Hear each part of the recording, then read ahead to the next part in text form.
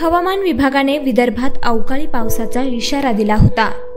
त्या अनुषंगाने सकाळपासूनच अकोला जिल्ह्यात ढगाळ वातावरण होतं। तसेच वातावरणातील थंडी देखील गायब झाली होती।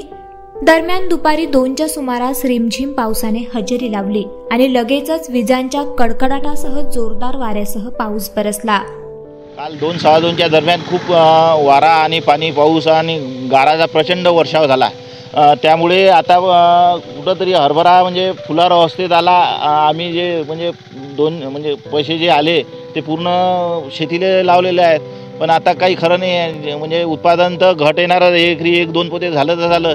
या म्हणजे निसर्ग असा कोपला की बस भयंकरच। आणि सरकारने आम्हाला हे दिलं, म्हणजे सरकारही काही करून नाही राहिले। म्हणजे सोयाबीनवर त्यांनी स्टॉक लिमिट लावलं, वायदे बाजाराचं हे म्हणजे सोयाबीनचेही भाव गळगळले। काही म्हणजे खरं नाही आहे शेतीवाल्याचं।